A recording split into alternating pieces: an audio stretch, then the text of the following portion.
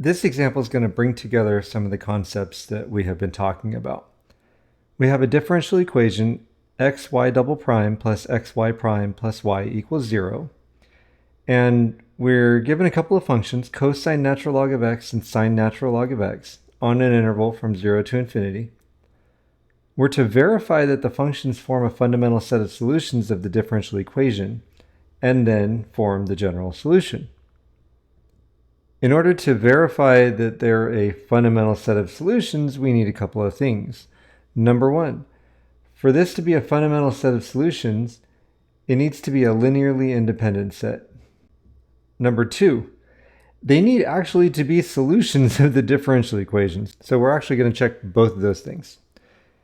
In order to check that they are linearly independent, we are going to use the Wronskian. Remember, the Wronskian in this case is going to be a 2 by 2 determinant, the top row of which is cosine of natural log of x, sine of natural log of x. And then the second row is those derivatives. Don't forget, we're going to need to use the chain rule. So we've got negative sine of the natural log of x divided by x, and the cosine of the natural log of x divided by x. And to compute this determinant, we're going to multiply upper left by lower right, and then subtract the result of multiplying lower left by upper right.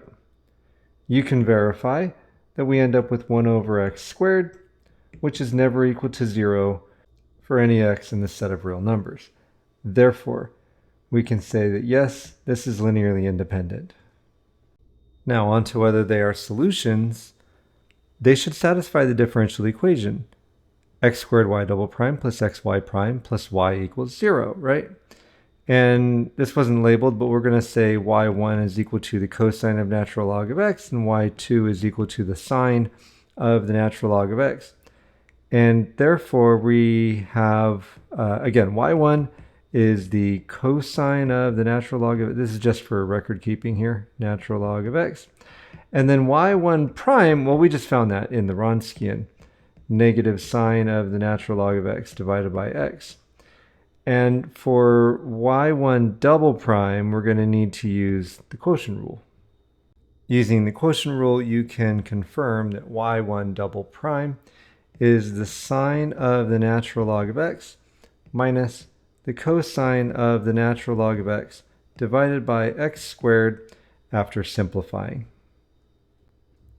Now what I'd like you to do is take this y1 double prime, y1 prime, and y1, substitute them into the differential equation to show yourself that y1 actually does satisfy the differential equation. You should have found that the x squared is divided out for the first term, the x is divided out in the second term, and negative cosine natural log of x and cosine natural log of x subtract out, negative sine natural log of x and sine natural log of x subtract out to give us 0. Therefore, y1 is a solution. We'll leave it to you to confirm that so is y2. Okay, so supposing you did that, we now have a fundamental set of solutions. Now we're going to form the general solution. The general solution is y equals c1 times the cosine of natural log of x plus c2 times the sine of the natural log of x. This holds true for any values c1 and c2. c1 and c2 are arbitrary parameters or arbitrary constants, and we would be able to find out what c1 and c2 are given initial conditions. I can now present to you an existence theorem. There exists a fundamental set of solutions for the homogeneous linear nth order differential equation on an interval I. This is not something that we're going to prove in this course. This is an introductory course after all. We've been looking at the differential equation 1, which is the homogeneous differential equation. Now we move our attention to non-homogeneous differential equations. Any function y sub p that doesn't have arbitrary parameters, that satisfies the non-homogeneous differential equation we saw at the opening of this set of videos, is said to be a particular solution of the equation. Let's go back here. We saw here I wrote down y equals c1 cosine natural log x plus c2 sine of natural log of x. This c1 and this c2, these are arbitrary parameters. That's just so you know what this is talking about. This next bit is a little bit of a rough intro to the concept, but you're going to see it so many times it'll just fall into place. So don't worry about it, but I'm going to present it here. The general solution to a non-homogeneous equation has the form of the linear combination or the general solution for the homogeneous differential equation plus another function that is the particular solution that exists because we're talking about a non-homogeneous differential equation. There's a superposition principle here. I think it'll be easier to stomach if we actually see it in practice. So we'll come back to that bit of text here. We're given actually two differential equations. Notice the left-hand side of these differential equations is the same. Our equations are y double prime minus 6y prime plus 5y equals negative 9e to the 2x. And the second one is same left-hand side, but the right-hand side is 5e to the x plus 3x minus 16. We are given particular solutions. yp1 equals 3e to the 2x and yp2 equals x squared plus 3x. And we're asked to verify that they are, in turn, solutions to these differential equations. This word respectively here, like verify that they are respectively particular solutions, that means that yp1 is a solution of the first one and yp2 is a solution of the second one, and that's what we're supposed to verify. Now this is the second time we've seen this, and it is, we have a solution, we're checking solutions, right? We're verifying them, but there's a pattern here that's going to happen repeatedly throughout this course, which is given a form of a solution, substitute it into the equation, and go from there. So get used to this framework here. I'd like you to verify that yp1, which is 3e to the 2x, is a solution of y double prime minus 6y prime plus 5y equals 9e to the 2x. And I'm hoping you just saw that by differentiating and differentiating again, plugging into the equation, adding up the resulting coefficients does give us 9e to the 2x, which is what we have on the right-hand side.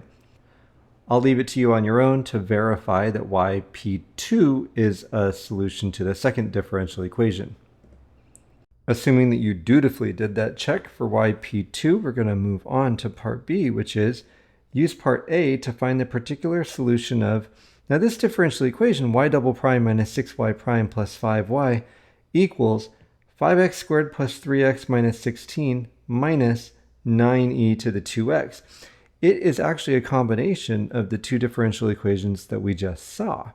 And we can see that the function on the right-hand side, it's actually called an input or forcing function, is the sum of the 5x squared plus 3x minus 16 that we had from the second equation above here, and negative 9e to the 2x, which was the forcing or input function that we had for the first non-homogeneous differential equation.